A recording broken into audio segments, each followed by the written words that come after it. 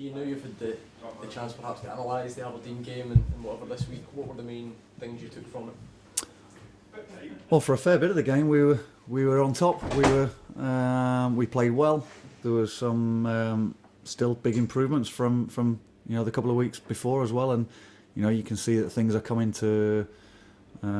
together. And we're going to Friday night's game with a lot of confidence, and hopefully we get the same level of intensity and come out with the right result. And it's a case of looking at the mistakes we did make and some negatives, but not dwelling on that and making sure that we're right on top of it. What the focus from that game perhaps fell onto George? Did you have a job to kind of pick his head up after the game? No, I spoke to him. I spoke to him on the Monday as well, because he'd have had a weekend.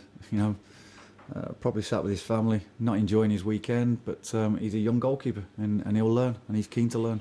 And no, it was a case of me, speaking to not just him, but other players as well, and just trying to accentuate the positive side of things. He's done very well since coming in the building, and you see a lot of the new players mixing with the ones that were already here, and we're coming together as a squad.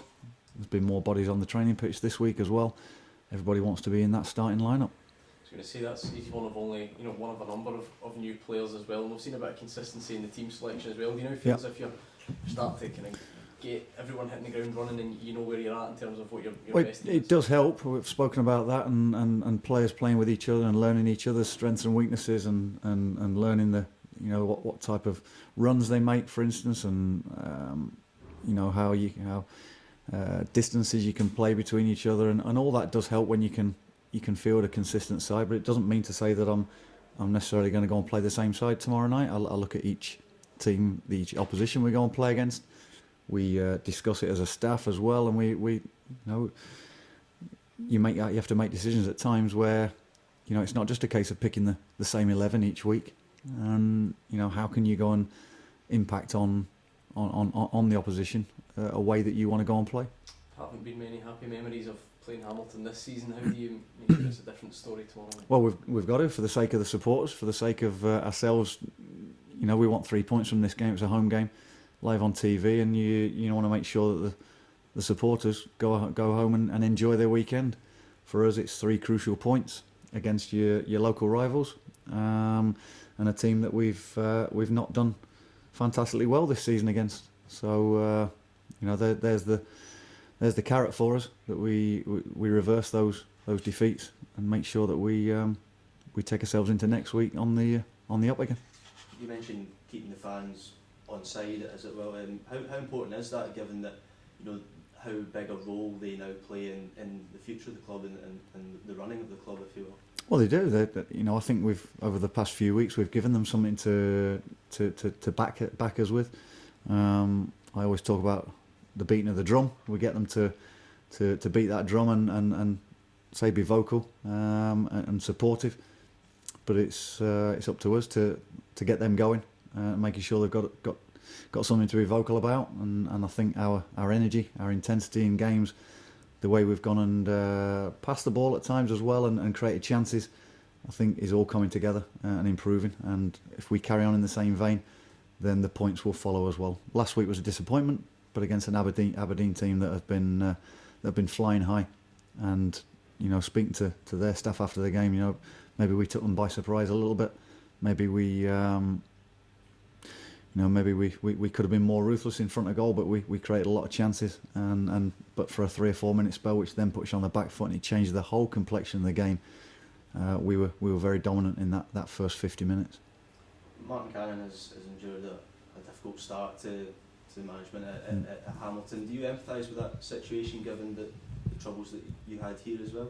I think every club, every manager maybe expects your team to go through a lean period during a season, and Hamilton are no different. They've had a fantastic first half of the season, got themselves into the top 3, and picked up some great results. And whether it's the change of manager, whether it's the period that they're going through, I'm not going to comment on Martin and his team, but I think every club goes through that period, and it's theirs at the moment, and it's our job to make sure that lean spell carries on for a wee bit longer.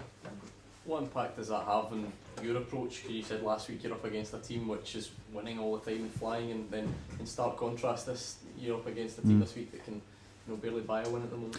But I saw enough in Hamilton last week that they've got a lot in their armoury that can go and hurt you. And if you start being a little bit complacent, almost expecting a result to happen, then you're going to come unstuck. So, they took a 2-0 lead last week and got pegged back.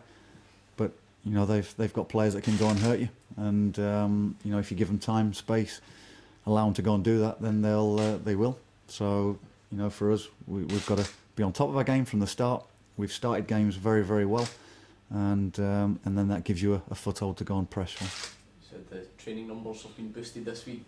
Any likely? Yeah, Paul Lawson's been on his first week on the training ground, and he's feeling a lot better with his Achilles. It's been a tough period for him, and it can be a nasty injury. So it's great to see him running around and getting on the board. It's the first time I've seen him, so for me it's again, you're judging people, and Zane as well has also gone and built on the work he's gone and done, and he's moving a lot freer.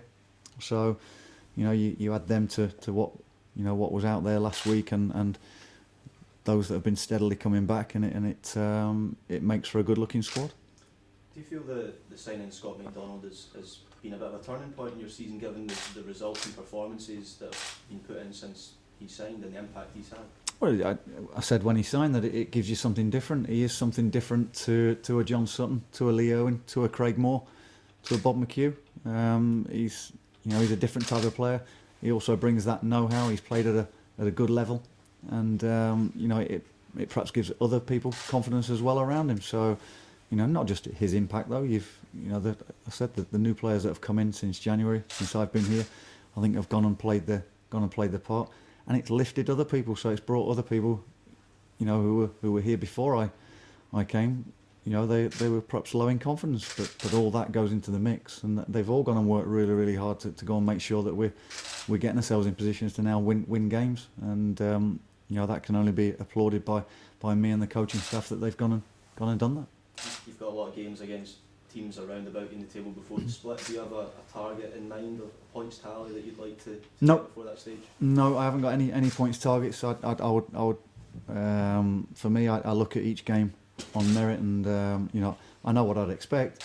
I expect 3 points from every game, and we are coming up against teams now that are in and around us before the split and obviously afterwards. So it's in our own hands completely.